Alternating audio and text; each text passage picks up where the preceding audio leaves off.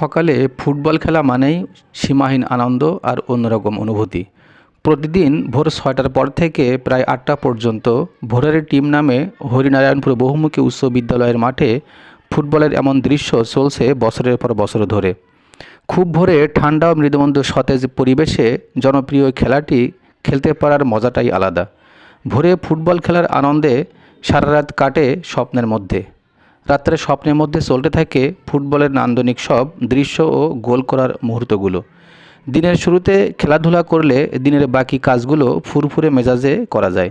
কোনো রকম ক্লান্তি বা অবসাদ আসে না পরের দিন ভোরে খেলা হবে এই আনন্দে।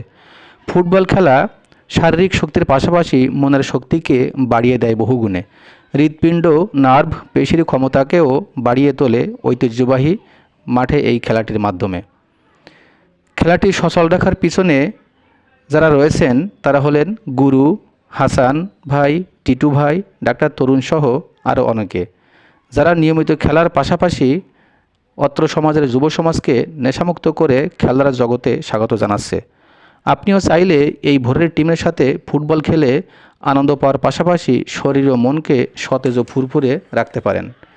সকালের এই নিরিবিলি মনোরম পরিবেশে আপনিও শারীরিক ব্যায়ামটাকেও সেরে নিতে পারেন আর হারিয়ে যেতে পারেন ফুটবলের অন্য দুনিয়ায়।